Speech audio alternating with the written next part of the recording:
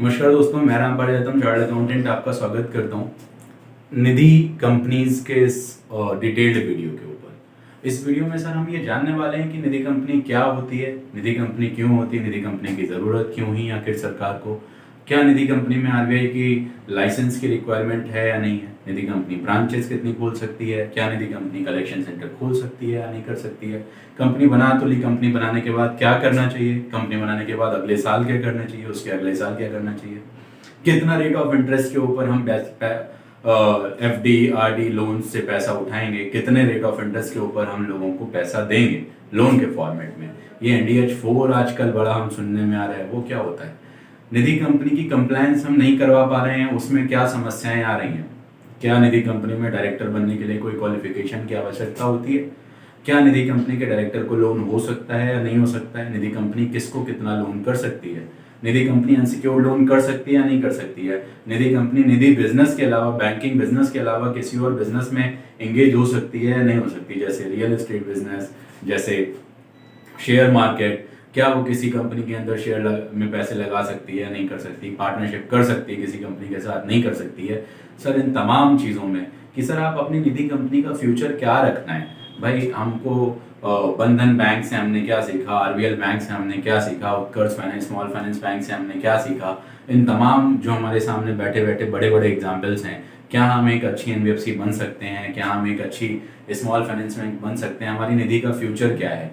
तो सर ये वीडियो सिर्फ उन लोगों के लिए, असल में निधि कंपनी बनाने वाले दो तरीके के प्रमोटर्स होते हैं, एक वो जो फ्रॉड इंटेंशन के साथ में काम करते हैं, दूसरे वो जिनके कुछ बड़े सपने होते हैं।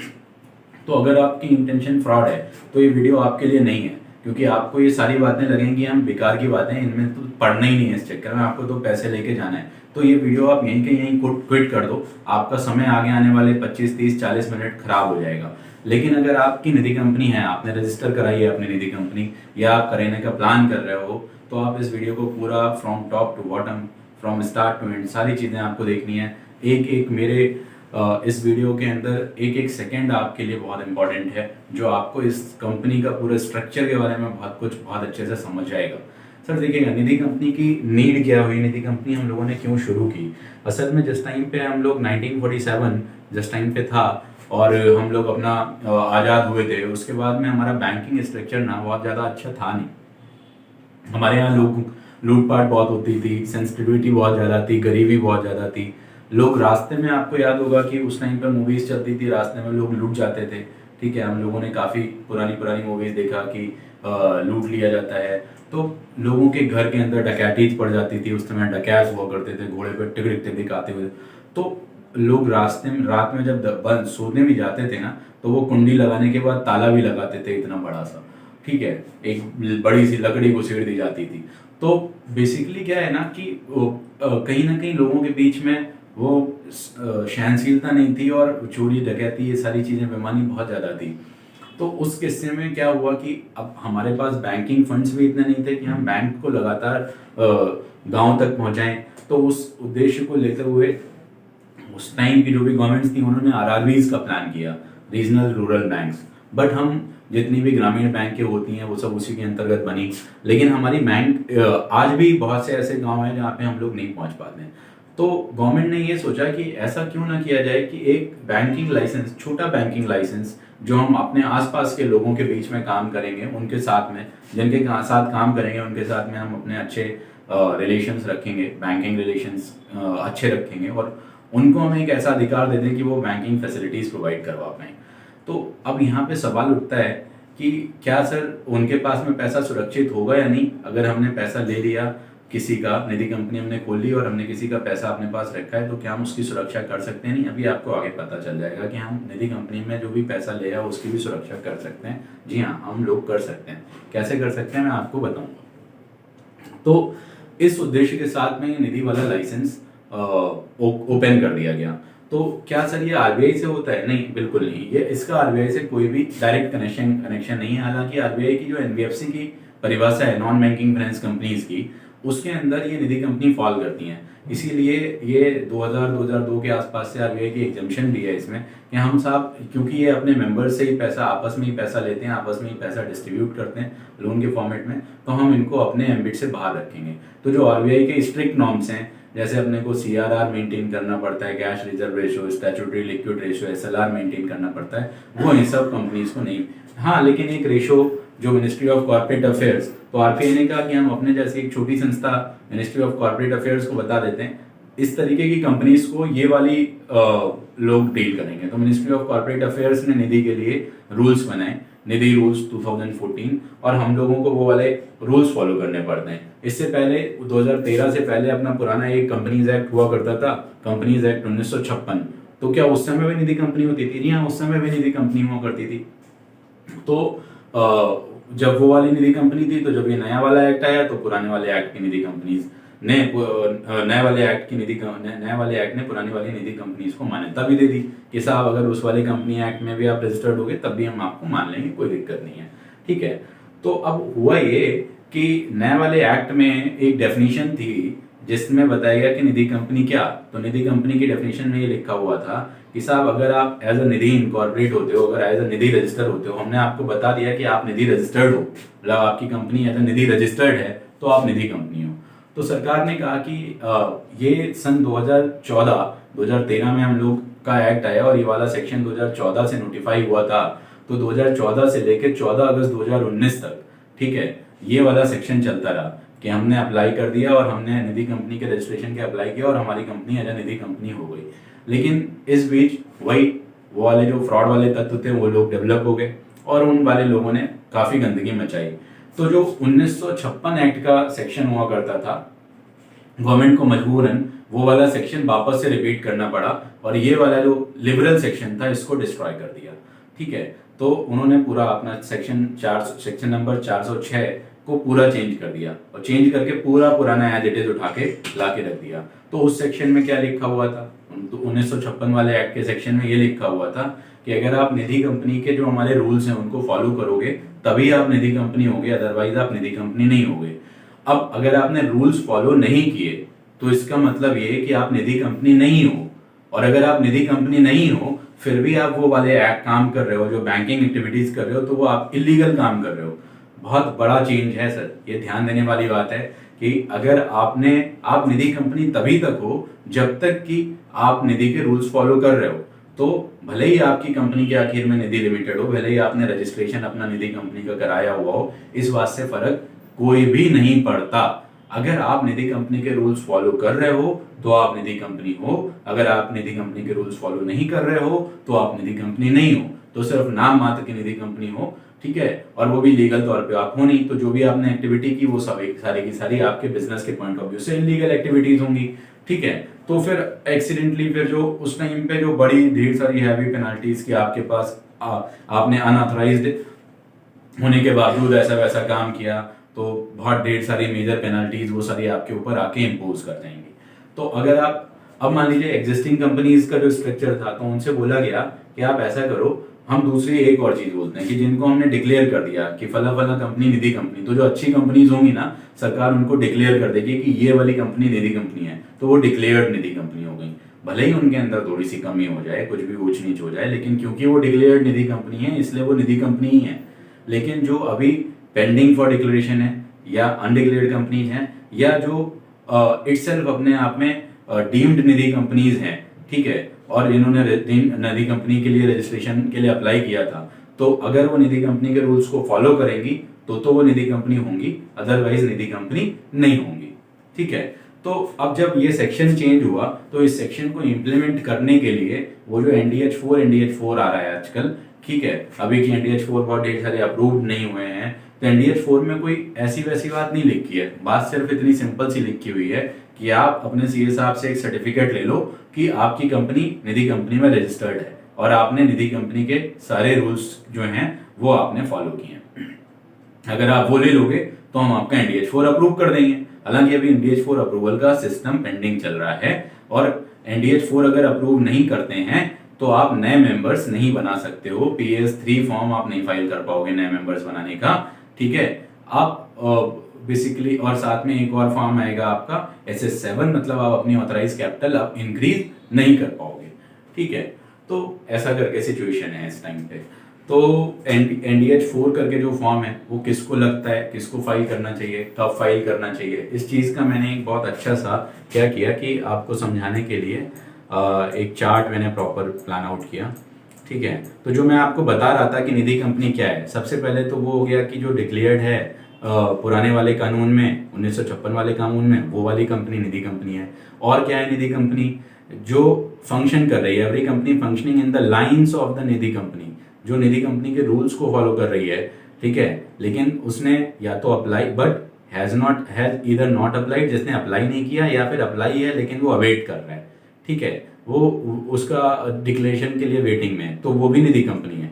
ठीक है, या तो अप्लाई नहीं किया लेकिन रूल फॉलो कर रहा है, या अप्लाई कर दिया लेकिन वेटिंग में है, तो वो भी निधि कंपनी है। फिर कह रहा है कि every Nidhi company incorporated as a Nidhi pursuant to provisions of section 406, तो जो 406 पुराना वाला एक्ट प्रोविजन था उसमें अगर किसी ने अप्लाई करके अपने आप को बना दिया तो वो भी निधि कंपनी है, मतलब 2014 से लेके 2019 के दौरान। और अब जो हमने नया सेक्शन चेंज किया है, सेक्शन नंबर 406, उसमें अभी हम डिक्लेरेशन करेंगे ये इसके तरीके से, जैसे 620 वाले सेक्शन में हम पुराने वाले एक्ट में डिक्लेयर करते थे, तो अगर डिक्लेयर्ड हो गया तो वो भी निधि कंपनी है। तो ये जो फॉर्म आया ना NDH4 जिसकी हम बात कर रहे हैं, ये NDH4 फॉर्म में क्या लिखा हुआ है कि भाई आप अपने CA साहब से सर्टिफिकेट ले लो, आप बता दो ऐसा ऐसा करके आपने काम किया है, सारी चीजें वैलिड हैं। तो अब यहाँ पे आपको ध्यान देने वाली बात क्या है कि सर ऐसा क्यों होता है कि CA सर्टिफिकेट देने से घबराता है? सवाल ये है, मार्केट के अंदर बहुत ढेर सारे सॉफ्टवेयर अवेलेबल हैं, 50,000 40,000 से लेके लाख 10 लाख 5 लाख रुपए सबके सॉफ्टवेयर अवेलेबल हैं। सॉफ्टवेयर ही इंपॉर्टेंट है। आप सोच के देखिए, क्या किसी बैंकिंग इंडस्ट्री में लाखों करोड़ों लोगों के खाते हैं, किसका ब्याज कितना बनेगा? क्या आप टैली जैसे या किसी छोटे मान के चलिए कोई भी, टैली छोड़ दीजिए आप, मैं अपने शब्द वापस लेता हूँ, टैली छोड़ दीजिए, कोई भी आप रैंडम किसी भी सॉफ्टवेयर को आप प्लान आउट कर लो, क्या किसी भी सॉफ्टवेयर के ऊपर जब तक कि वो डेडिकेटेड इसी एक्टिविटी के लिए सॉफ्टवेयर नहीं होगा, तो क्या आप उसका रेट ऑफ इंटरेस्ट कैलकुलेट कर पाओगे? नहीं कर पाओगे। तो क्या होगा कि अगर जो बड़ी कंपनीज होती हैं वो बड़े सॉफ्टवेयर्स लगवाती हैं, डेडिकेटेड सॉफ्टवेयर्स लगवाती हैं, तो सर्टिफाइड सॉफ्टवेयर्स लगवाती हैं। तो इसी तरीके से आपकी निधि के लिए एक बहुत अच्छा सॉफ्टवेयर है फिनिड प्रो नाम का, FINNIDPRO.com, finidpro.com। ठीक है, ये सॉफ्टवेयर CA सर्टिफाइड सॉफ्टवेयर है, और इस सॉफ्टवेयर के ऊपर आपके CA का भी एक पैनल है ताकि उनको अपनी रिपोर्ट्स वगैरह सारी ऑन टाइम निकलती रहें। ठीक है, आपको कितना रेट ऑफ इंटरेस्ट लगाना चाहिए, अगर आप ज़्यादा लगाना चाहते हो तो कैसे लगा सकते हो, तो तमाम चीज़ें, ये एक डेडिकेटेड सॉफ्टवेयर है फिनिड के नाम का। ठीक है, तो फिनिड मतलब फिन प्लस निड, फिनिड फिनेंस एंड निड मतलब निधि, तो ये एक डेडिकेटेड सॉफ्टवेयर है। तो जब कभी अच्छा सॉफ्टवेयर होगा तो आपके लिए क्या चीज़ें हो जाएंगी कि आपकी कंपनी आपके कानून को कंप्लाई करती हुई चलेगी, और जब आपकी कंपनी आपके कानून को कंप्लाई करती हुई चलेगी तो आपको कोई दिक्कत नहीं, CA भी आपका साइन करने से नहीं घबराएगा। भाई फाइनेंस का काम है, पता चला आप तो रफू चक्कर हो जाओगे CA साहब के पे, और मैं 5-7 साल की मेहनत है, CA साहब ने अपनी डिग्री हासिल की और फिर वो भागे भागे घूमेंगे।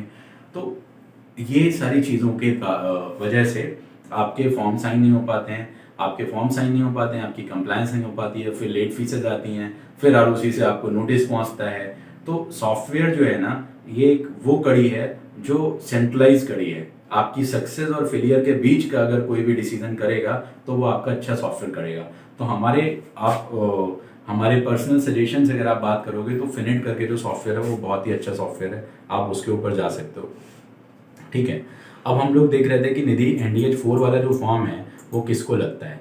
तो यहाँ पे मैंने मेंटेन करने की कोशिश की है। देखिए, अगर NDH4 form declaration as a Nidhi company, अगर आपकी कंपनी इनकॉर्पोरेट हुई है आफ्टर किसके बाद में, 28 अप्रैल 2014 के बाद में, मतलब नए वाले कानून में इनकॉर्पोरेट हुई है, या फिर आपकी कंपनी इनकॉर्पोरेट हुई है पुराने वाले कानून में बिफोर। ठीक है, तो अगर 1956 वाली आपकी पुरानी वाली कंपनी है तो आप ऐसा करो, मुझे इस तारीख तक, क्योंकि अभी क्या है, within 1 year from the date of incorporation, तो इनकॉर्पोरेशन का डेट तो खत्म, क्योंकि हम 2014 से पहले की इनकॉर्पोरेटेड कंपनी की बात कर रहे हैं 2020 में, तो वो 1 साल वाली बात तो खत्म हो गई, ये बेकार की बात है। लेकिन with in 9 months from the commencement of ये जो अमेंडमेंट आई इससे, तो ये 15 अगस्त 2019, पहले 6 महीने हुआ करता था 9 महीने की बजाय, तो 15 अगस्त 2019 से 9 महीने ऐड कर लो, 15 मई 2020। ठीक है, तो आपके लिए क्या हो गया कि जो पुराने वाले कानून की रजिस्टर्ड कंपनीज होंगी उनको 15 मई 2020 तक अपना NDH4 फाइल करना था। ठीक है, अब 15 मई 2020 के बाद अगर फाइल करोगे तो लेट फीस लगेगी, ऐसा थोड़ी ना नहीं फाइल कर सकते हैं। 15 मई 2020 तक आप फाइल करते तो नॉर्मल फीसेस में फाइल कर सकते थे। ठीक है, तो इस NDH4 को फाइल करने के लिए क्या चाहिए, आपकी कंपनी कंप्लाइड होनी चाहिए, आपके पास CSR के सर्टिफिकेट होने चाहिए, आपका NDH4 फाइल हो जाएगा। ठीक है, अब अगर आपकी कंपनी 28 अप्रैल 2014 के बाद, इसका मतलब 2013 वाले कानून के अंदर रजिस्टर्ड कंपनी है, ठीक है, तो क्या होगा, तो कह रहा है जो अगर अपनी कोई कंपनी है, कंपनी इनकॉर्पोरेट हो चुकी है before the commencement of this Nidhi rules, तो हम देखेंगे कि कंपनी जो हम नए वाले रूल्स जो 2019 में नए रूल्स आए 15 अगस्त 2019, मतलब 15 अगस्त 2019 से पहले की कंपनी है और नए वाले एक्ट में बनी हुई कंपनी है, तो इन दैट केस अगेन वही वाली आ जाएगी कि आपकी 1 साल जो डेट ऑफ इनकॉर्पोरेशन से 1 साल या 9 महीने इस कमेंसमेंट के बाद में, मतलब 15 मई 2020, इसके बाद इन दोनों में जो भी चीज बाद में आएगी तो उस तारीख से पहले पहले आपको फाइल करना है। मान के चलिए अपनी कंपनी बनी थी, ये रूल्स आए 15 अगस्त 2019 को और हम लोगों की कंपनी भी बनी 15 अगस्त 2019 को। ठीक है, तो 15 अगस्त 2019 से 1 साल मतलब 15 अगस्त 2020 और 15 अगस्त 2020 और 15 मई 2020 ये दूसरी डेट हो गई, तो इन दोनों में जो डेट बाद में है, ठीक है ना, उस वाली डेट पे हम लोग जाएंगे। तो 15 अगस्त 2020 बाद में आएगा, तो 15 अगस्त 2020 से पहले अपने को ये फाइल कराना था। अब अगर जो कंपनी नई बनेगी आज की डेट पे 2021 में बनेगी, 2022 में बनेगी, 23 में बनेगी, कभी भी बनेगी, जब तक कि नए रूल्स इनमें कोई चेंजेस नहीं होते, तो क्या कह रहा है, within 60 days from the expiry of 1 year from the incorporation, within 60 days from the expiry of 1 year from the date of incorporation. तो जिस दिन अपनी कंपनी बनी उससे 1 साल बाद अगले 60 दिन के अंदर। ठीक है, the period up to which the extension grant, अगर मान लीजिए हम अपनी ये चीज़ नहीं कंप्लाई कर पाते हैं, कोई चीज़ होती है, तो हम एक्सटेंशन के लिए अप्लाई कर सकते हैं और फिर एक्सटेंशन के पीरियड में भी हम अपने उसके बाद में फाइल कर सकते हैं। अगर आप नहीं फाइल करते हैं NDH4 तो क्या होगा, आप NDH4 नहीं फाइल करते हैं तो आपको SS7 क्या होता है कि आप अपनी कंपनी की कैपिटल बढ़ाना चाहते हो तो आप नहीं बढ़ा पाओगे, नए मेंबर्स को आप रिटर्न ऑफ अलॉटमेंट आप वो नहीं कर पाओगे, ये 2 चीज़ें आप नहीं कर पाओगे अगर आप अपनी कंपनी के ये जो NDH4 वाला फॉर्म है, अगर आप ये नहीं फाइल करते हो। अब समझते हैं कि सर निधि कंपनी हम लोगों ने बना तो ली, क्या एक और चीज़ यहीं पे क्लियर करते हैं, सर निधि कंपनी बनाने के लिए कितने लोग की आवश्यकता होती है, 7 लोगों की आवश्यकता होती है। ठीक है, 7 लोगों के सर्टेन डॉक्यूमेंट्स होते हैं, वो आपको मेरे निधि वाले वीडियो में मिल जाएंगे, है ना। तो अभी क्या है कि जब 7 लोगों की आवश्यकता हो गई और निधि कंपनी बन गई, तो निधि कंपनी बनने के बाद क्या करें, निधि कंपनी बनने के बाद कई चीज़ें करनी होती हैं। सबसे पहला सर अपने को 6 महीने के अंदर अपनी कंपनी का खाता खोलना होता है। ठीक है, 6 महीने के अंदर खाता खोल के कमेंसमेंट की अपने को इन्फॉर्मेशन देनी होती है, जिसको हम लोग INC-20A फॉर्म बोलते हैं, ये फॉर्म फाइल करना होता है। फिर 1 महीने के अंदर हमको कंपनी का ऑडिटर अपॉइंट करना होता है, जिसको ADT 1 नंबर का फॉर्म होता है, इसके माध्यम से हम लोग अपॉइंट करते हैं। ये दोनों चीज़ें बहुत ज़रूरी हैं आपको अपनी कंपनी खोलने के बाद सही तरीके से चलाने के लिए। आपकी कंपनी का फ्यूचर इन्हीं सारी चीज़ों पर डिपेंड करता है, फिनिट आपको इन सारी चीज़ों के बारे में अपने आप ही इनरोल करवाता चलता है। ठीक है सर, अब समझते हैं कि निधि कंपनी जब हमने बना दी तो अपने को क्या चाहिए। तो मैंने यहाँ पे लिखा है every Nidhi shall within a period of 1 year. यहाँ पे लोग बहुत कंफ्यूज होते हैं कि साहब ये within a period of 1 year का मतलब क्या है, from the date of incorporation. ठीक है, इंश्योर क्या करना है आपको, इंश्योर कि आपके 200 से कम मेंबर नहीं है, आपका नेट ओन्ड फंड 10 लाख रुपए या उससे अधिक है, आपके अनइनकम्बर्ड डिपॉजिट जो हैं वो 10% से कम नहीं है, और आपका रेशो जो है NOF टू डिपॉजिट्स का 1:20 से अधिक का नहीं है। ठीक है, अब आप यहाँ पे एक छोटी सी बात समझ लीजिए। मान लीजिए मैं 2 मिनट के लिए जो हमने ये लिखा है इसको मैं डिलीट कर रहा हूँ। ठीक है, और अगर आपको ये दोबारा समझना हो आप अपना वीडियो बैक करिएगा। कंपनी का डेट ऑफ इनकॉर्पोरेशन या डेट ऑफ रजिस्ट्रेशन जो है वो 1 जनवरी से लेके 31 मार्च के बीच में है। लेट्स से 31 मार्च 2021, 1 जनवरी 2021 से लेके 31 मार्च 2021 के बीच में, या फिर आपकी कंपनी का डेट ऑफ इनकॉर्पोरेशन 1 अप्रैल 2020 से लेके 31 दिसंबर 2020। ठीक है, तो इस केस में कंपलसरी है कि आपको अपनी बुक्स क्लोज करानी पड़ेंगी 31 मार्च 2021 को। ठीक है, आपको अपनी बुक्स क्लोज करानी पड़ेंगी 31 मार्च 2021 को। इसका मतलब आपके एक साल में, मान लीजिए आपकी कंपनी 31 दिसंबर को आई, तो आपका एक साल कितने दिन का हो जाएगा? 3 महीने 1 दिन का। समझ पा रहे हैं? अगर कंपनी का रजिस्ट्रेशन 31 दिसंबर को हुआ तो एक साल कितने दिन का हो जाएगा? 3 महीना 1 दिन का। ठीक है, अगर आपकी कंपनी मान के चलते हैं इस पीरियड में भी 1 जनवरी से लेकर 31 मार्च 2021 के बीच में होती है, तो ये आपके पास फर्स्ट ईयर वाला ऑप्शनल है कि आप 31 मार्च 2021 को कराओ, लेकिन 2022 जब आपका आएगा तो कंपलसरी हो जाएगा। ठीक है, तो इसका मतलब अगर आप 31 मार्च 2021 को अपना फाइनेंशियल ईयर क्लोज कराओगे, ठीक है, तो इन दैट केस आपका मान के चलिए 31 मार्च को ही कंपनी बन के आई, एक ही दिन हुआ था, तो आपके एक पूरे साल में कितना दिन हुआ? एक, मतलब एक दिन बराबर एक साल। एक साल की एक बैलेंस शीट बनेगी, एक साल का एक आईटीआर बनेगा। मतलब आप एक दिन के बाद कह सकते हो कि आपकी कंपनी एक साल पुरानी है और मेरे पास अपनी कंपनी का आईटीआर भी और बैलेंस शीट भी है। राइट? अब समझिएगा, जब हम ये चीज, मेरे को समझाने का पर्पस क्या था, कह रहे हैं कि जब आप अपनी कंपनी का from the date of 1 year from the date of incorporation, जिस दिन आपकी कंपनी इनकॉर्पोरेट हुई है, उससे एक साल के बाद आपको, उससे एक साल के अंदर के पीरियड में आपको क्या इंश्योर करना है? ठीक है, कि आपकी कंपनी में मिनिमम 200 मेंबर्स हैं और आपका एनओएफ 10 लाख रुपए या उससे अधिक है। आपका अनइनकम्बर्ड डिपॉजिट जो है वो 10% है। अनइनकम्बर्ड डिपॉजिट कैसे कैलकुलेट करते हैं अभी वो भी मैं आपको बताता हूँ। और ratio of net owned fund जो है वो 1:20 से अधिक नहीं है। मतलब मान लीजिए हमने अपनी कंपनी में, हम लोगों का जैसे इस कंपनी को बनाने में मिनिमम 5 लाख रुपए आवश्यकता होती है। ठीक है, तो 5 लाख रुपए हमने लोग 5 लाख का 20 गुना, मतलब कितना हो गया? 1 करोड़ रुपए। हम पब्लिक से कितना ले सकते हैं? 1 करोड़ रुपए का डिपॉजिट है। अगर हमने 10 करोड़ रुपए, अपना 10 लाख रुपए लगाया होता तो हम पब्लिक से डिपॉजिट मैक्सिमम 2 करोड़ ले लेते। अगर हमने, मतलब हम जितना कैपिटल के फॉर्मेट में जितना पैसा लगा होगा उसका 20 गुना हम पब्लिक से डिपॉजिट ले सकते हैं। अब इसकी इंफॉर्मेशन देनी होती है, सर ये एक ही बार होती है लाइफ में, during the life time, 1 time. ठीक है, ऐसा नहीं कि हर साल देना है। तो विद इन 90 डेज, 90 दिन के अंदर, कहां से? From the close of first financial year. ठीक है, from the close of first financial year after its incorporation. ठीक है, and wherever applicable the second financial year.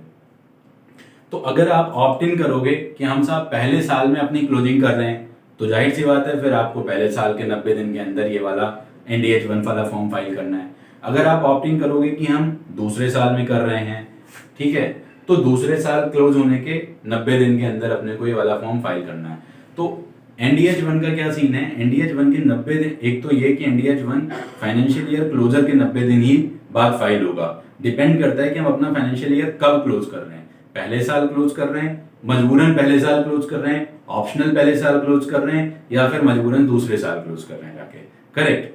तो इन तीनों ही सिचुएशन में जिस दिन फाइनेंशियल ईयर क्लोजर होगा उसके 90 दिन के अंदर अपने को NDH1 वाला फॉर्म फाइल कर देना है। अब क्या हो कि ये वाली शर्तें हमने नहीं कंप्लीट कर पाई हों, कि 200 मेंबर ना हो पाए हों, या फिर हमारा 1:20 से अधिक का भाग गया हो हमारा रेशियो, तो इन दोनों, इसके ऊपर नहीं बात कर रहे हैं, इसके ऊपर नहीं बात कर रहे हैं। A और D वाली सिचुएशन अगर आपने नहीं कंप्लाई कर पाई तो आपसे बोला जाता है कि आप NDS2 डाल के एक्सटेंशन मांग लो। ठीक है, RD के पास में, रीजनल डायरेक्टर के पास में, हालांकि जितना आसान है उतना आसान होता नहीं है RD से एक्सटेंशन लेके आ जाना। ठीक है, आपकी कंसल्टेंट की हालत खराब हो जाती है जब वो आपके लिए एक्सटेंशन लेने जाते हैं, बट आप एक्सटेंशन लॉ कानून में लिखा है, आप मान सकते हो, और RD आपको एक्सटेंशन दे सकता है up to 1 year from date of, ठीक है, अगले 1 साल का। तो अगर आप RD से एक्सटेंशन मांग लोगे तो एक्सटेंशन के बाद में आप NDH1 अपना वापस से फाइल कर दो। करेक्ट? तो ऐसा करके सिचुएशन है। अभी हमने ये समझ लिया कि NDH1 अपने को कब फाइल करना है, फाइनेंशियल ईयर क्लोज होने के बाद 90 दिन के अंदर। अब अपनी निधि कंपनी क्या नहीं कर सकती है? ठीक है, तो जाहिर सी बात है, जो हम बताएंगे कि हम जो नहीं कर सकते हैं, अगर हम उस वाली चीज को डिसाइड कर लें कि हम ये नहीं कर सकते, तो बाकी बचा हुआ काम हम कर सकते हैं। तो no Nidhi shall carry the business of, हम चिट फंड का धंधा नहीं चला सकते हैं, हायर परचेज का धंधा नहीं चला सकते हैं, फाइनेंसिंग का धंधा नहीं चला सकते हैं, लीजिंग का नहीं चला सकते हैं, इंश्योरेंस का नहीं। क्या इंस्टॉलमेंट सिस्टम के ऊपर हम कोई सामान बेच सकते हैं? जी हाँ, बिल्कुल बेच सकते हैं। ठीक है, आप किसी और कंपनी में एक्विजिशन ऑफ सिक्योरिटीज आप किसी कंपनी के शेयर्स नहीं परचेज कर सकते हो। अच्छा, किसके? किसी भी बॉडी कॉर्पोरेट के। बॉडी कॉर्पोरेट का मतलब क्या? कोई भी कंपनी जो इंडिया से बाहर इनकॉर्पोरेट हुई हो या इंडिया में इनकॉर्पोरेट हुई हो, ठीक है। लेकिन ये क्या नहीं इंक्लूड करती है? ये कोऑपरेटिव सोसाइटी को इंक्लूड नहीं करती है। कोऑपरेटिव सोसाइटी चाहे यहाँ हो या चाहे जहाँ हो, या फिर एनी अदर बॉडी कॉर्पोरेट को इंक्लूड नहीं करती है जो नोटिफाई कर दे सेंट्रल गवर्नमेंट अपनी नोटिफिकेशन में। तो अब सवाल उठता है, क्या निधि कंपनी कोऑपरेटिव सोसाइटी के शेयर्स में इन्वेस्टमेंट कर सकती है? बिल्कुल कर सकती है। देखिए, कोऑपरेटिव सोसाइटी क्यों कर सकती है? क्योंकि कोऑपरेटिव सोसाइटी भी म्यूचुअल कंसेंट, म्यूचुअल बेनिफिट वाली होती है। वहाँ भी हम आपस में अपने मेंबर्स के साथ में काम करते हैं। निधि कंपनी भी अपने मेंबर्स के साथ में ही काम करती है। तो ऐसा करके सिचुएशन होता है, ठीक है। तो कोऑपरेटिव सोसाइटी के शेयर्स में निधि कंपनी इन्वेस्ट कर सकती है। लेकिन क्या किसी private limited company, public limited company share market में कहीं पे जाके क्या शेयर में पैसे इन्वेस्ट कर सकती है? तो नहीं, बिल्कुल नहीं कर सकती है सर, है ना। अब बात करते हैं, क्या ये प्रेफरेंस शेयर इशू कर सकती है? प्रेफरेंस शेयर क्या होते हैं? आप मेरे बिजनेस के ABCD वाले सीरीज में देखिएगा। डिवेंचर्स इशू कर सकती है, अदर दैट या कुछ और इशू कर सकती है? नहीं, ये नहीं कर सकती है। क्या करंट अकाउंट ओपन कर सकती है? ये भी नहीं कर सकती है, ठीक है। क्या किसी कंपनी के बोर्ड का कंट्रोल अक्वायर कर सकती है? ये भी नहीं कर सकती है। मान लीजिए कि आपने एक कंपनी के 4 डायरेक्टर्स को लोन दे दिया पर्सनल कैपेसिटी में, वो लोग आपके यहाँ मेंबर थे, विद द इंटेंशन कि उनकी कंपनी को हम लोग कंट्रोल करेंगे, तो ये गलत काम है, ठीक है। इंडिविजुअल कैपेसिटी में उन डायरेक्टर्स को लोन दे दिया, कोई बात नहीं। अब ये जज कौन करेगा? ये केस टू केस बेसिस पे जज होते हैं, ओके। अब यहाँ पे बहुत इंपॉर्टेंट चीज़ है, carry on any business other than business of borrowing and lending in its own name. अभी तक मैंने आपको ये नहीं बताया कि ये पार्टनरशिप नहीं कर सकती है, ठीक है। तो आप क्या कर सकते हो कि पार्टनरशिप एंटर कर सकते हो, लेकिन पार्टनरशिप नहीं एंटर कर सकते हो, वो नीचे वाली कंडीशन में लिखा है, जस्ट नीचे आई वाले में। अभी हम बताएंगे कि कब आप पार्टनरशिप भी नहीं कर सकते हो। तो अगर आप लेंडिंग वाले बिजनेस को करना चाहते हो, आप सिर्फ अपने नाम से कर पाओगे, किसी और के नाम से लेंडिंग वाले बिजनेस को नहीं कर सकते हो, ठीक है। हाँ, आप लॉकर वगैरह की फैसिलिटी प्रोवाइड कर सकते हो। आप नॉन मेंबर से पैसे नहीं एक्सेप्ट कर सकते हो। आप कोई आपके पास में सोना रख के गया, आपने क्या किया, उसको लोन दे दिया, उसके सोने पे वापस से लोन उठा लिया, तो ऐसा नहीं कर सकते हो। आप किसी के भी असेट को वापस से फर्दर प्लेस नहीं कर सकते हो, ठीक है। आप डिपॉजिट्स जो है कि नॉन मेंबर किसी भी बॉडी कॉर्पोरेट्स को आप पैसे ना तो उनसे ले सकते हो और ना ही आप किसी बॉडी कॉर्पोरेट को पैसे उधार दे सकते हो। सिर्फ और सिर्फ इंडिविजुअल मेंबर को ही आप पैसे दे सकते हो, ठीक है। आप किसी भी पार्टनरशिप अरेंजमेंट में एंटर नहीं कर सकते हो, लेकिन in its borrowing and lending activities. तो इसका मतलब क्या हुआ कि आप किसी भी पार्टनरशिप के साथ में जिसका objective borrowing and lending activities का हो, उस काम में आप नहीं कर सकते हो पार्टनरशिप। बाकी किसी काम में पार्टनरशिप कर सकते हो, क्योंकि वहां पे लॉ साइलेंट है, ठीक है। तो लॉ ने साफ बताया कि आप पार्टनरशिप नहीं कर सकते हो in its borrowing and lending business, और आप किसी दूसरे के साथ लेंडिंग बिजनेस में इन्वॉल्व भी नहीं हो सकते हो। लेंडिंग बिजनेस में जाना है तो आपको अपने ही बिजनेस, अपने ही नाम से काम करना है। और अगर किसी के साथ पार्टनरशिप भी नहीं कर सकते हो अगर उस पार्टनरशिप का ऑब्जेक्ट लेंडिंग बिजनेस का है, ठीक है, बोरोइंग बिजनेस का है, तो नहीं कर सकते हो आप। तो क्या पार्टनरशिप बिजनेस आप किसी और ऑब्जेक्टिव वाली पार्टनरशिप के साथ कर सकते हो? जी हाँ, यहाँ पे लॉ साइलेंट है ना। आप एडवर्टीजमेंट करके पैसे नहीं मंगवा सकते हो, सॉलिसिट नहीं कर सकते हो। आप किसी को ब्रोकरेज, कमीशन और इस तरीके के कोई भी इंसेंटिव्स वगैरह नहीं दे सकते हो, ठीक है, ओके। ये चीज समझ में आ गई। मेंबरशिप की बात करें तो आपके यहाँ मेंबरशिप कौन नहीं हो सकता? बॉडी कॉर्पोरेट आपके यहाँ कोई भी मेंबर नहीं हो सकता। तो क्या कोई कंपनी आपके यहाँ मेंबरशिप ले सकती? क्या आपके शेयर ले सकती है आपके यहाँ पे आके? नहीं ले सकती, ठीक है। फिर इंश्योर करोगे कि आपकी जो मेंबरशिप है वो 200 से कम नहीं होती है, तो हमने ऊपर भी देख लिया। क्या कोई माइनर आपके यहाँ मेंबर बन सकता है? अब देखिएगा, यहाँ पे वापस से सॉफ्टवेयर की बात आती है। हम बोलते हैं कि साहब माइनर का खाता खोलना है, माइनर का खाता खोलना है। नहीं खोलना है माइनर का खाता, क्यों खोलना है? अगर आपका सॉफ्टवेयर वाला अलाउ कर रहा है तो वो दिक्कत कर रहा है, वो नहीं करना चाहिए। आपके सॉफ्टवेयर में बैक डेटेड एंट्री पड़ जाती है। डेट का तो मतलब ही नहीं होना चाहिए कि कौन सी तारीख है, तारीख ऑटोमेटिकली आनी चाहिए, ठीक है। तो ताकि बैक डेट का कोई भी एंट्री ना पड़ पाए। आप मेंबर, क्या कोई माइनर का मेंबर खोल सकते हो? अरे साहब, वो माइनर अभी कॉम्पिटेंट ही नहीं है कॉन्ट्रैक्ट करने को, तो काय के लिए खोलेंगे, ठीक है। लेकिन क्या आप किसी माइनर के नाम पे खाता किसी गार्जियन के साथ में रख सकते हो, तो उसके लिए नीचे लिख दिया कि हाँ आप डिपॉजिट वगैरह सारी चीज़ें कर सकते हो, बैंकें भी अलाउ करती हैं, हम भी अलाउ कर रहे हैं, ठीक है। अब यहीं पे मैं आपको चीज़ मेंटेन करूंगा कि मान लीजिए कि आपने किसी का डिपॉजिट लिया, तो क्या उस डिपॉजिट की आप कोई सिक्योरिटी दे सकते हो? जी हाँ, एक अलग से कानून बना है जिस कानून के तहत ढेर सारी बैंक अपनी इंश्योरेंस करती हैं अपने डिपॉजिट्स का, तो आप अपने डिपॉजिट्स का इंश्योरेंस कर सकते हो। अगर आपको ये जानना है तो आप कमेंट सेक्शन में भी बताइएगा, और मेरे से आप पर्सनली मेरे नंबर पे भी पूछ सकते हो, जो मैं लास्ट में आपको बताऊंगा कि आप कैसे अपने डिपॉजिट्स का इंश्योरेंस आप कैसे ले सकते हो, कौन से कानून के अंतर्गत ले सकते हो, कहाँ से ले सकते हो, कितना प्रीमियम जाता है, ठीक है। ये सारी चीज़ें मैं बताऊंगा, क्योंकि अगर आप अपने डिपॉजिट्स को सिक्योर्ड करके रखते हो तो आपके डिपॉजिट होल्डर्स ऑलरेडी आपके ऊपर ट्रस्ट क्रिएट हो जाता है। अच्छा जी, शेयर कैपिटल क्या होना, आप देखिए यहाँ पे लिखा है कि ये फुल्ली पेड शेयर इशू करेंगे। इसका मतलब क्या होता है? मान लीजिए कि एक कंपनी है, उसका शेयर 10 रुपए का है। अगर उसका शेयर 10 रुपए का है और वो 10 रुपया पूरा का पूरा कंपनी को हमने दे दिया, मेरे पास एक कंपनी के 10 रुपए के 10 शेयर्स हैं, ठीक है, हमने कंपनी को 100 रुपए दे दिए। अब कंपनी वो दिवालिया हो जाए, मेरे को कोई फर्क नहीं पड़ता। इसी वजह से कंपनी के नाम के आखिर में लिमिटेड लिखा जाता है, लिमिटेड बाई शेयर्स कंपनी होती है ये, ठीक है। इन केस मैंने 5 रुपए दिया होता और वो कंपनी दिवालिया होने की चीज टाइम पे आती, तो हमसे कितना रुपए मांगा जा सकता था? 5 रुपए बचा था हमारा एक शेयर के ऊपर, हमारे पास 10 शेयर थे, तो हमसे अधिकतम 50 रुपए मांगा जा सकता था, क्योंकि ये फुल्ली पेड शेयर्स नहीं होते, पार्टली पेड शेयर्स होते। लेकिन अगर ये फुल्ली पेड शेयर्स होते तो मैंने 10 रुपए पूरा दे दिया होता, और जब हमने 10 रुपए पूरा दे दिया होता तो हमसे कुछ भी नहीं मांग पाते ये, ठीक है। तो निधि कंपनी के लिए साफ साफ बोला गया कि आप फुल्ली पेड शेयर्स ही इशू करोगे। अब जैसे एफडी है, आरडी है, ठीक है, तो एफडी आरडी वाले जो केसेस होते हैं, एफडी वाले छोड़ दो, आरडी और सेविंग अकाउंट वाले केसेस होते हैं, उनमें आप अपने एक शेयर होल्डर को मिनिमम एक शेयर खोल के रखोगे, एक शेयर आप देके रखोगे, 10 रुपए से मेंबर बना सकते हो। लेकिन अगर किसी का एफडी खोलना है तो उसका मिनिमम 10 शेयर होना चाहिए, 100 रुपए की मेंबरशिप होगी। तो टेक्निकली मैं आपको ये एडवाइस करता हूँ कि हर बार ये चेक करो कि साहब इसका सेविंग खोल सकते हैं या नहीं खोल सकते हैं, एफडी खोल सकते हैं या नहीं खोल सकते हैं। इट्स बेटर कि आप 100 रुपए की मेंबरशिप बना के चलो, ठीक है। मेंबरशिप 100 रुपए की बना के चलोगे तो चाहे एफडी आ जाए, चाहे आरडी आ जाए, चाहे सेविंग अकाउंट आ जाए, चाहे लोन आ जाए, आप सारा कुछ कर सकते हो, राइट। बहुत अच्छा। अब हम लोग पहुंचते हैं सर ब्रांच के ऊपर। बहुत इंटरेस्टिंग टॉपिक है कि क्या ये हमारी कंपनी ब्रांच खोल सकती है या नहीं खोल सकती है। तो ब्रांच का क्या है कि देखिए, ब्रांच एक ऐसी चीज, ब्रांच का मतलब क्या होता है, जहाँ पे मेजर एक्टिविटीज सारी होती हैं, जो हमारी कोर एक्टिविटीज हैं वो सारी हम वहाँ पे करते हैं। तो हम तभी खोल सकते हैं जब हमारे पास पिछले 3 साल की प्रॉफिट मेकिंग बैलेंस शीट होगी। इन दैट केस हम ब्रांच ओपन कर पाएंगे, अदरवाइज ब्रांच ओपन नहीं कर पाएंगे।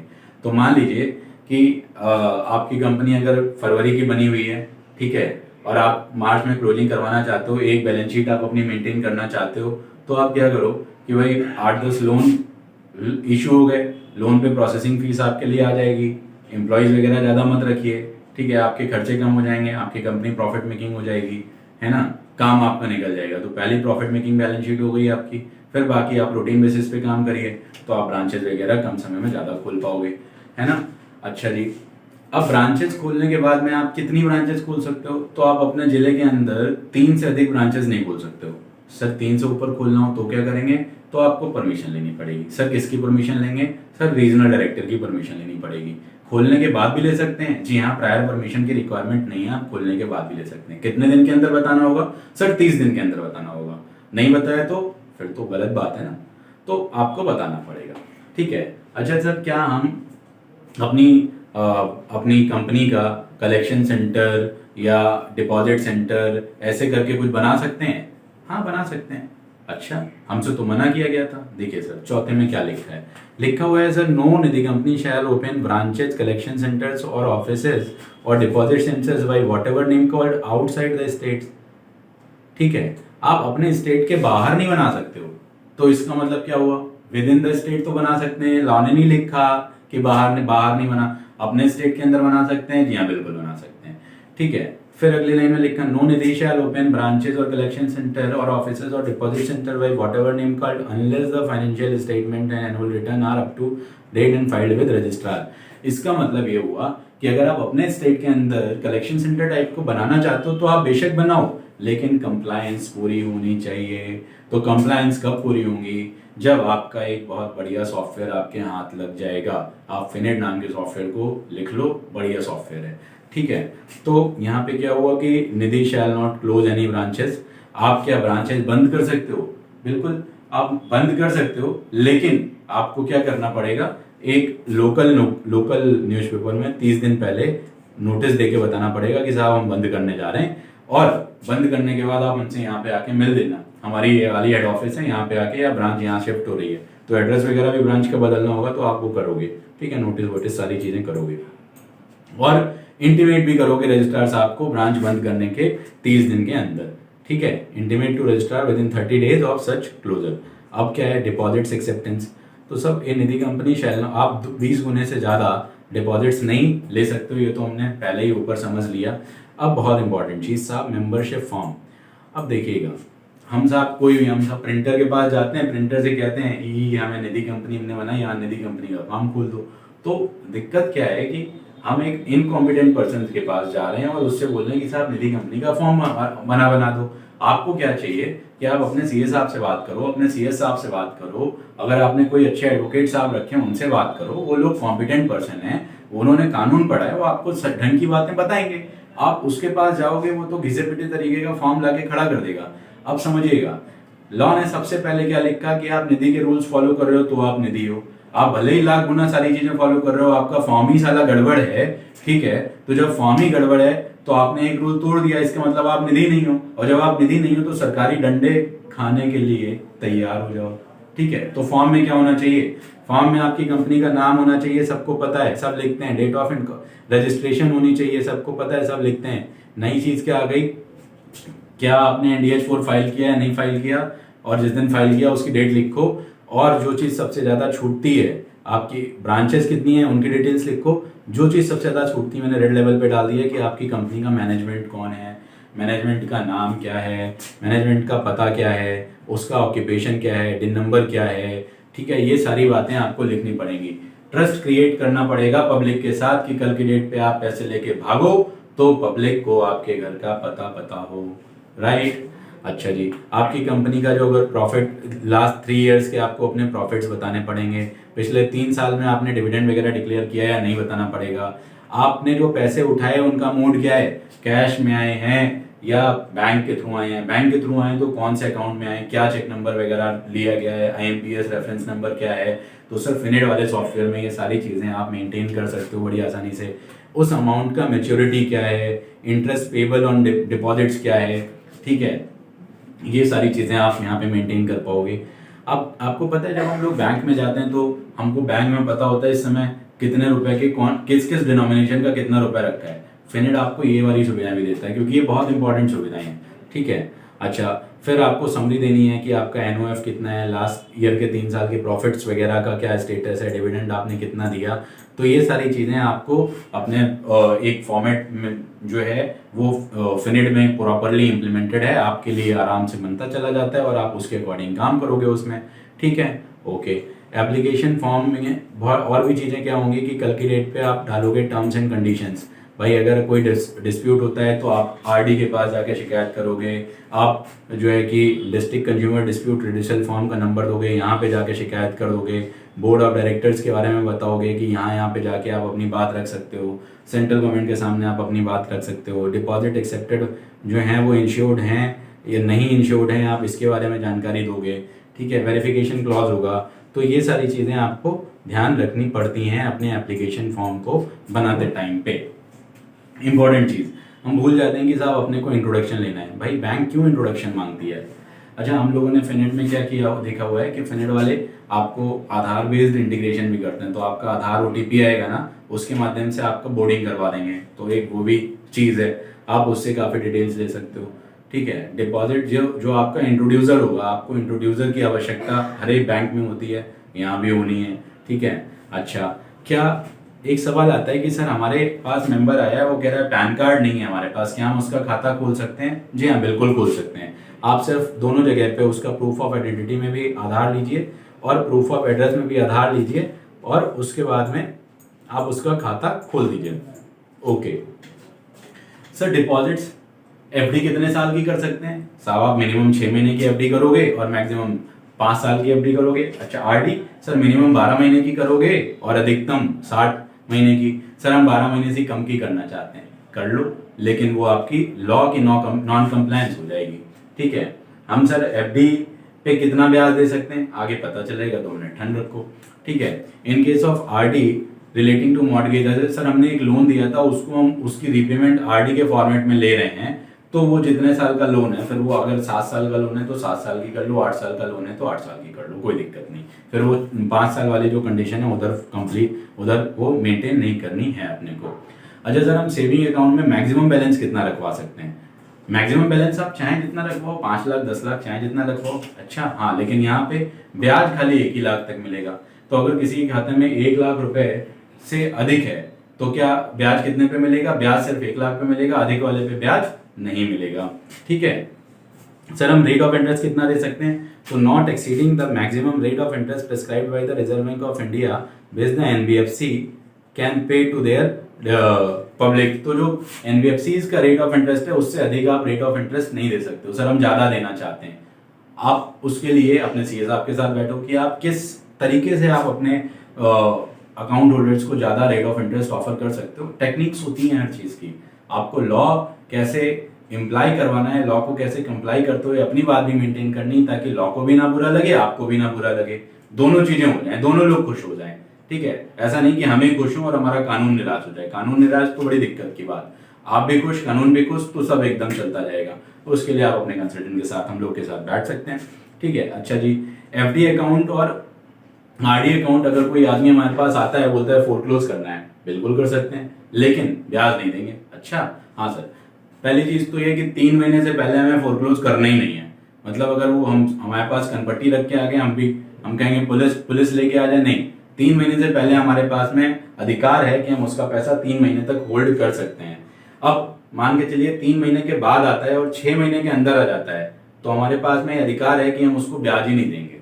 ठीक है, 3 महीने के बाद और 6 महीने के अंदर आता है तो हम उसको ब्याज ही नहीं देंगे, और 6 महीने के बाद और टेन्योर कंप्लीशन से पहले आता है तो हम 2% उसका कम कर सकते हैं ब्याज। ठीक है, 3 महीने के बाद और 6 महीने के पहले 6 महीने के बाद और मैच्योरिटी से पहले आता है फोरक्लोज करने के लिए, तो हम ब्याज उसका 2% काट देंगे।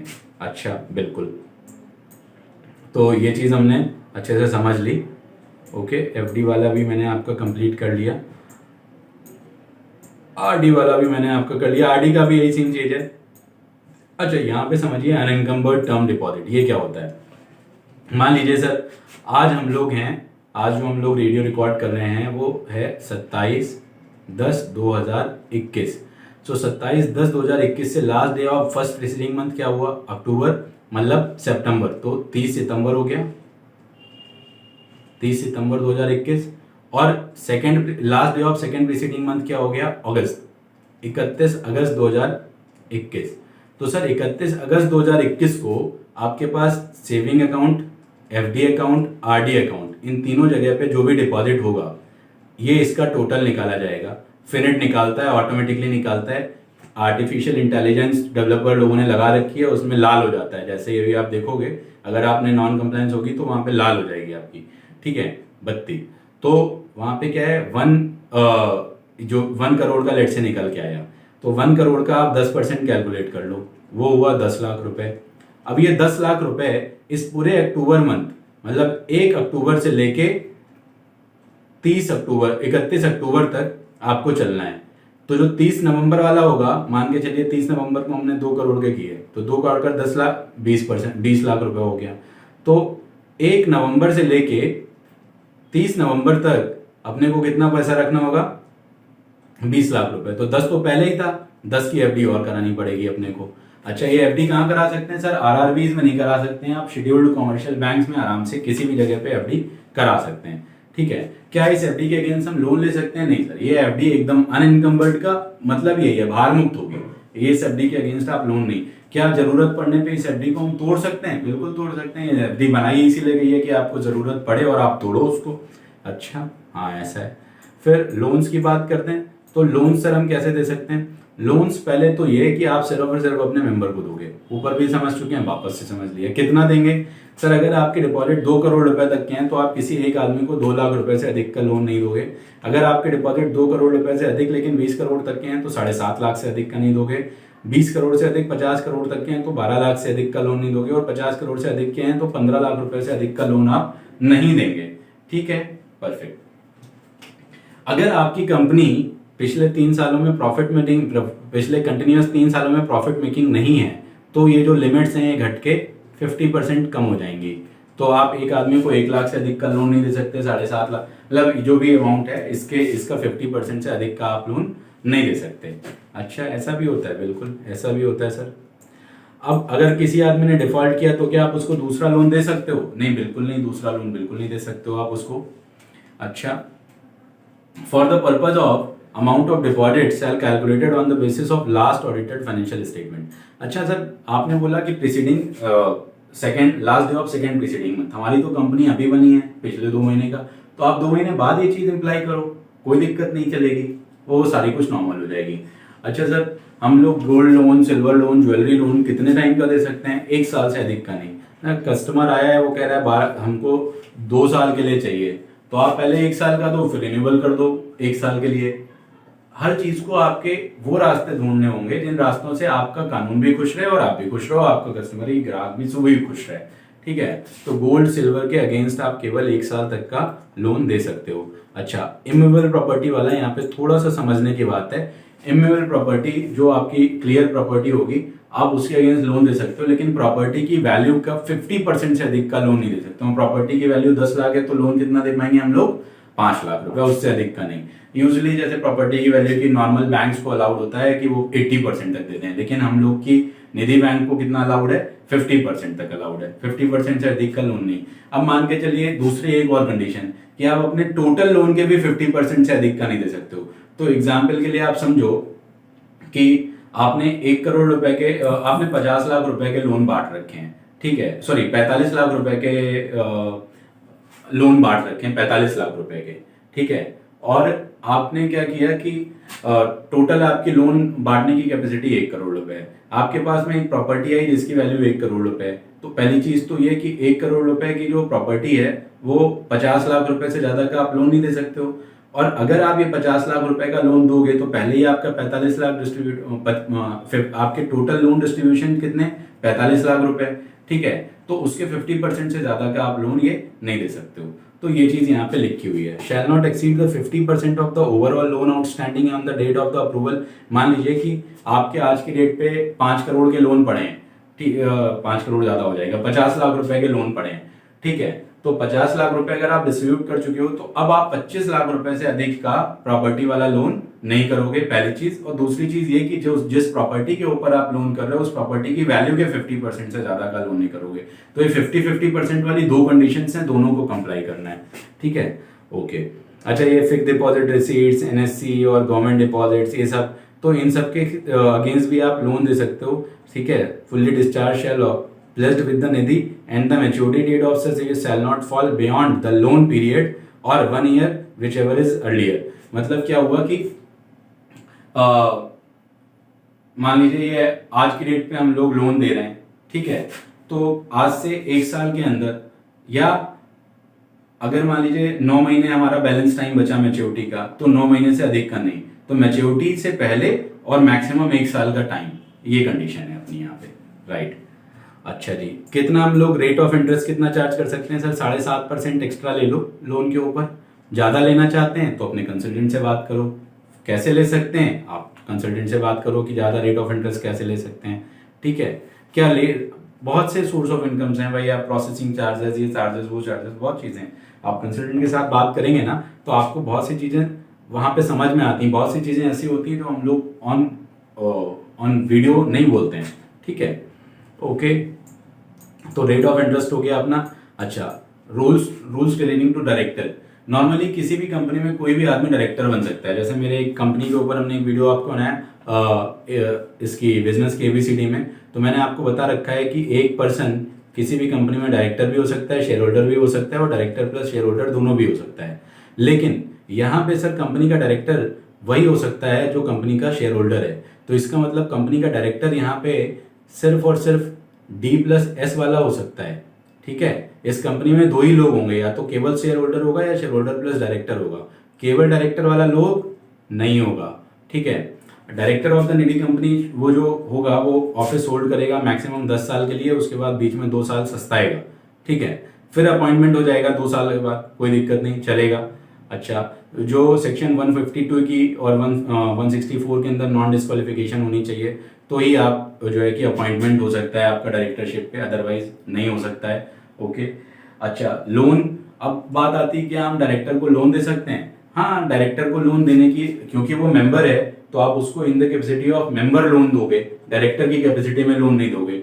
डायरेक्टर की कैपेसिटी में जब लोन टू डायरेक्टर होता है तो बहुत लंबे प्रोविजंस होते हैं, और उस क्योंकि ये डायरेक्टर ऑलरेडी मेंबर भी है तो उन वाले प्रोविजंस को हटा दिया गया। बोले ये वाले प्रोविजन आपके ऊपर इंप्लाई नहीं होते, आप निधि के प्रोविजंस की बात करो और उनको in the capacity of director loan नहीं दोगे, आप in the capacity of member आप लोन दोगे।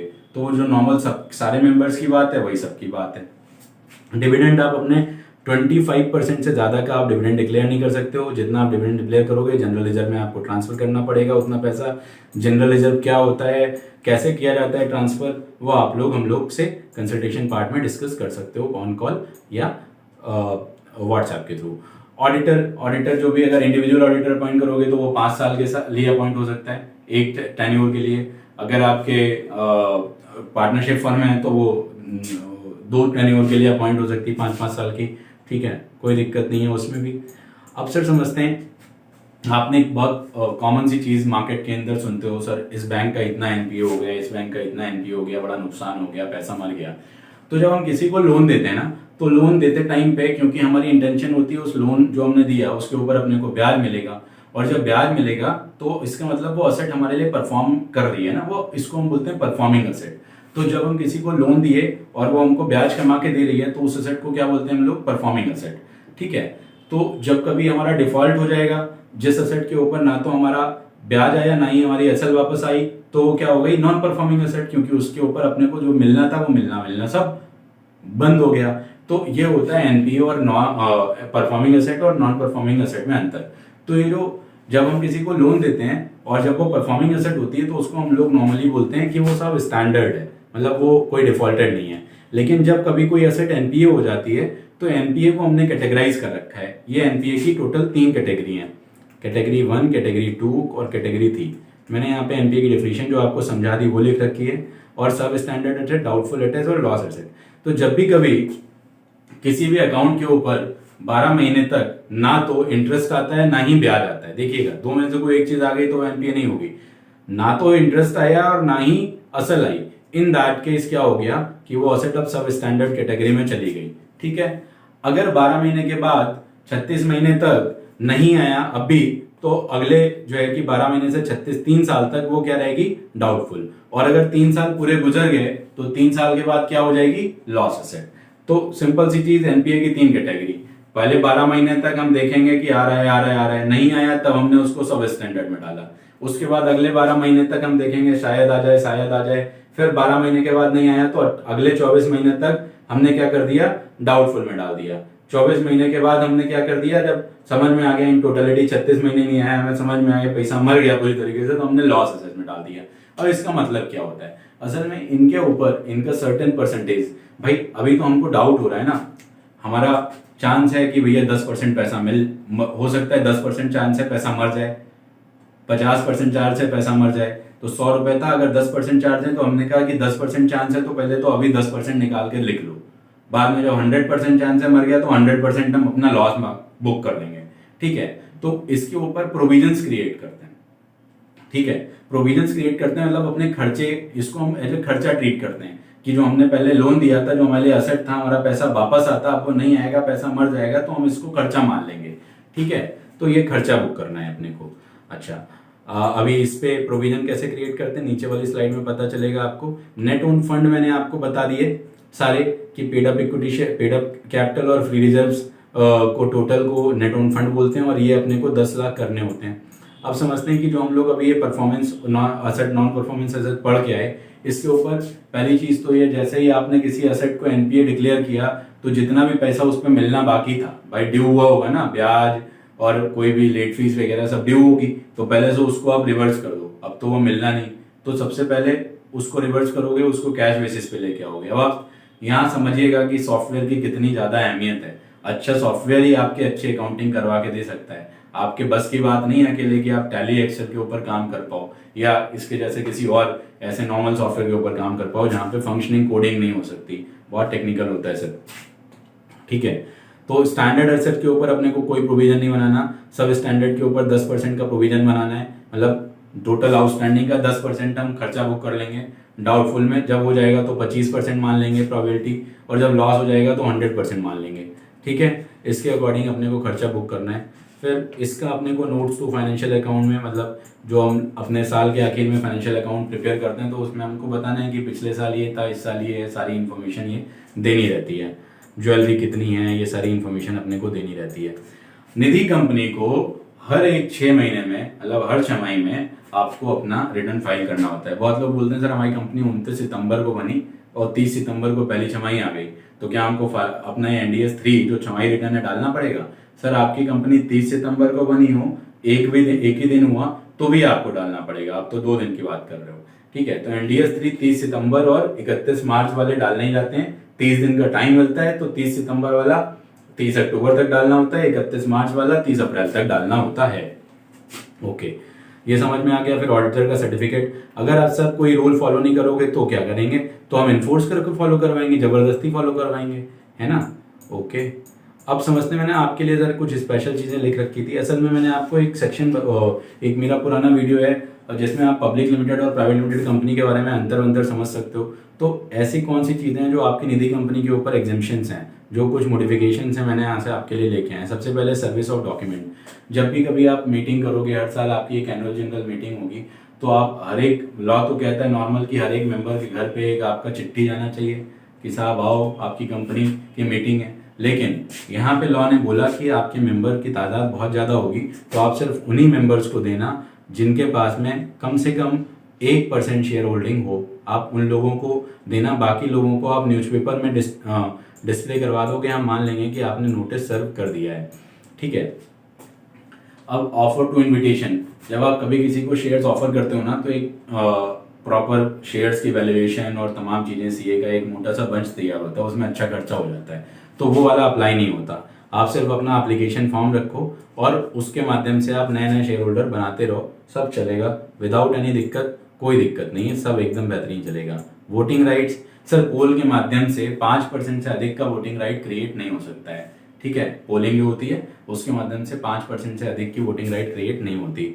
क्या फर्दर इशू वाला क्लॉज लगता है? फर्दर इशू वाला क्लॉज का मतलब जब आप नए शेयर इशू करोगे तो आप अपने एग्जिस्टिंग शेयर होल्डर्स को पूछोगे कि साहब ऐसा तो नहीं, आप मतलब हम अपने लोगों से, लॉ कहता है कि जिन लोगों ने आपके साथ पहले पैसे लगाए आप उनसे पूछो कि आपको और तो नहीं लगाना पैसा। अगर वो मना करें तब आप नए के पास जाओ। तो यहाँ तो साहब हजारों मेंबर होंगे, डेली नए मेंबर आ रहे हैं, तो डेली सबके पास जाएंगे, तुम्हें और तो शेयर नहीं खरीदने, तो वो लॉ ने मना कर दिया। ये वाली कंडीशन आपके ऊपर नहीं लगती।